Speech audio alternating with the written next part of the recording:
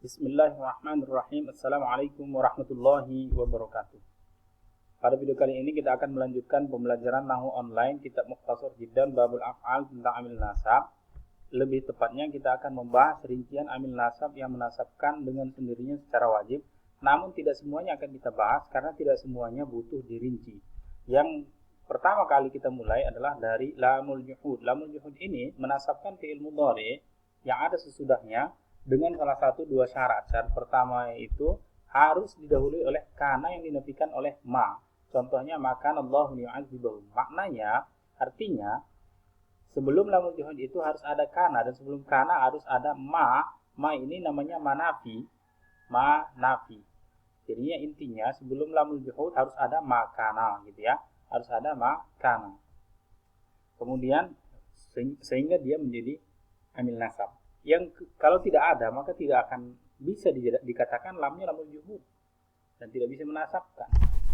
Yang berikutnya, syarat yang kedua adalah adanya sebelum lamul juhud itu yakunu dinafikan dengan lam. Artinya sebelum lamul juhud ada lam yakun gitu ya. Karena yakun kalau dimasuki lam maka jadi dia lam yakun. Kita lihat dalam contoh ini, liyaghfira, linya itu lamul juhud, sebelumnya ada lam yakun. Itu syarat untuk lamul juhud. Amil nasab yang berikutnya adalah hatta. Hatta ini memiliki dua makna. Sebagai amil nasab dia memiliki dua makna. Yang pertama bermakna lamut ta'lil, yang kedua bermakna ila.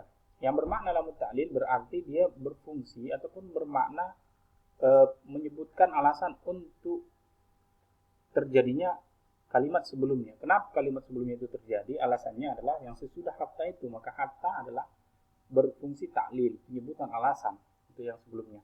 Kalau dia ilah, contohnya aslim hatta tadkhulul jannah. Masuk Islam lah. Emang kalau masuk Islam kenapa? Supaya kamu masuk surga. Alasannya supaya kamu masuk surga, kamu masuk Islam. Maka hatta itu bermakna taklil gitu ya. Kemudian yang kedua makna ilah seperti contoh hatta yarji'a ilaina Musa. Sehingga kembali kepada kami Nabi Musa. Ini sebenarnya adalah kutipan dari firman Allah Subhanahu wa taala menjelaskan tentang cerita Bani Israel dengan Nabi Musa. Ketika Nabi Musa alaihissalam munajat ke Bukit Tursina selama 40 hari kalau nggak salah, kemudian datang Musa Samiri mengajak umat Nabi Musa yang ditinggalkan untuk menyembah patung sapi. Dia membawa patung sapi dan mengatakan itu adalah Tuhan, mengajak umat Nabi Musa itu untuk menyembahnya. Nah, Nabi Harun sebagai saudaranya Nabi Musa yang juga Nabi kembali mengajak mereka menyembah Allah setelah mereka ada banyak yang murtad menyembah berhala, menyembah patung sapi. Nabi Harun alaihissalam mengajak mereka kembali untuk bertaubat menyembah Allah SWT. Jawaban mereka kepada Nabi Harun adalah lan nabraha alaihi ankifiyin hatta yarji'a ilaina Musa. Kami akan senantiasa menyembah patung sapi tadi sehingga pulang kepada kami Nabi Musa. Artinya sampai pulang Nabi Musa. Selama Nabi Musa belum pulang, kami akan terus menerus menyembah patung sapi tadi itu. Kalau begitu, hatta di sini bermakna ilah, artinya bermakna batasan, artinya sampai pulang kepada kami Nabi Musa. Itu amil nasab hatta. Kemudian yang berikutnya adalah jawab bil fa dan jawab bil waw. Jawab bil fa dan jawab bil waw ini maknanya dia menjadi amil nasab kalau terletak pada jawaban, menjawab kalimat yang sebelumnya. Tapi kalimat sebelumnya ini tertentu kalimat bentuk kalimatnya apa saja. Ya.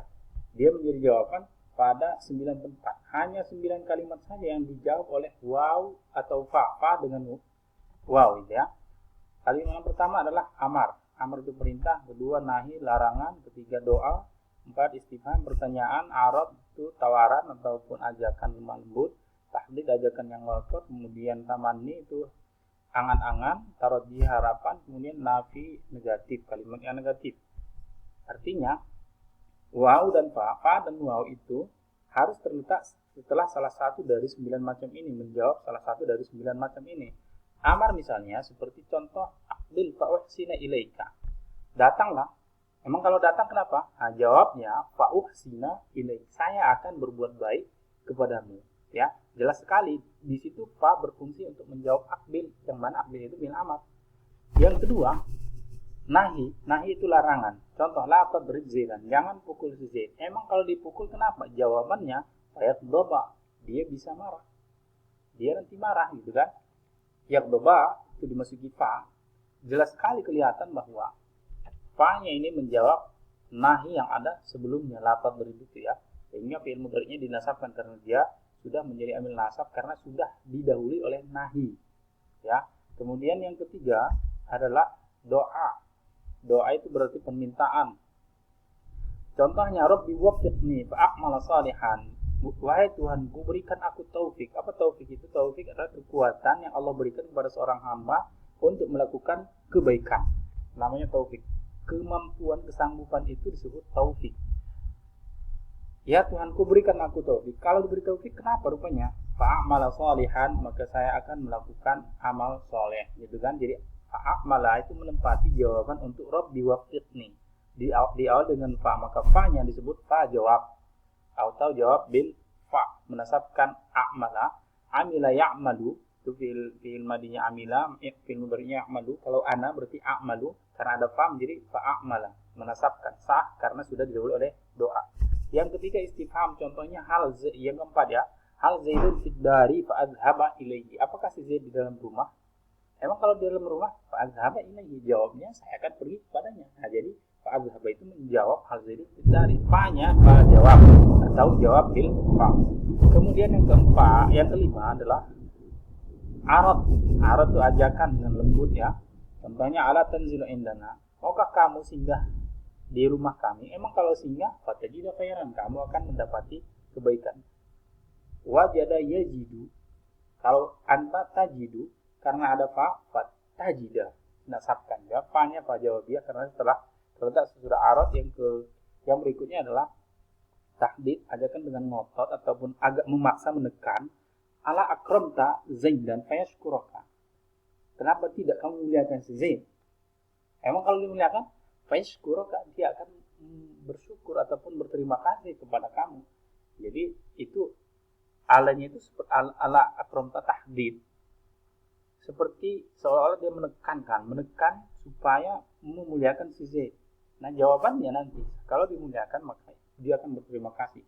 Syakara yashkuru, fi'il mudhari' yashkuru dinasabkan oleh an yang tersembunyi sudah fa menjadi fayashkuroka gitu. Fa-nya fa jawabiyah. Yang berikutnya tamanni ataupun angan-angan, contohnya laitani malan fa'ahujja minhu, sekiranya saya punya harta. Emang kalau kamu punya harta, fa'ahujja minhu, saya akan haji dari harta itu. Fa'ahujja, hajja ya hujju, ahujju kalau saya, ana ahujju, karena ada fa'ahujja, fa'nya fa'jawabiyah menjawab tamanni sebelumnya.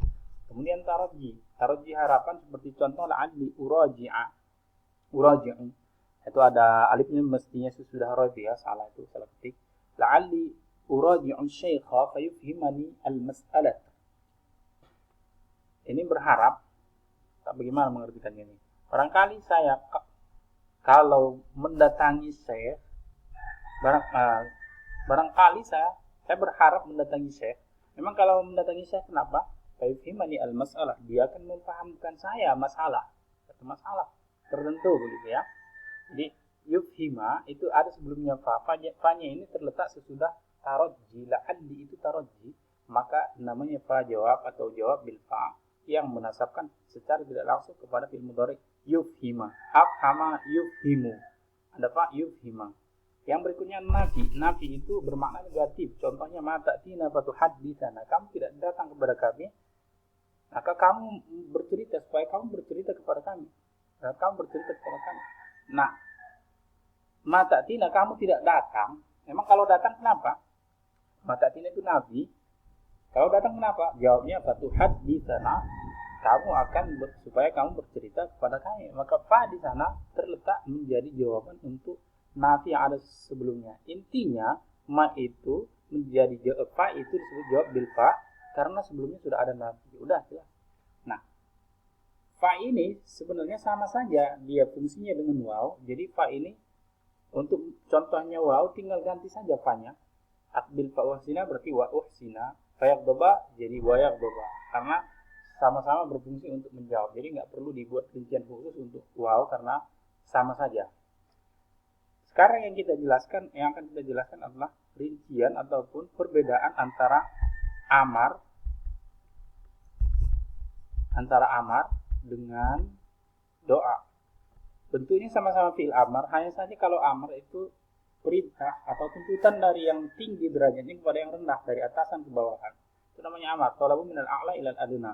Kalau doa itu talabu minal adna ilal a'la. Permintaan dari bawahan kepada atasan. Seperti seorang hamba meminta kepada Allah, bukan perintah namanya, memerintah Tuhan, meskipun menggunakan fi'il amar waffiq.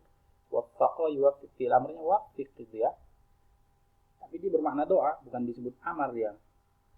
Kemudian kalau dia arad, ini arad ya.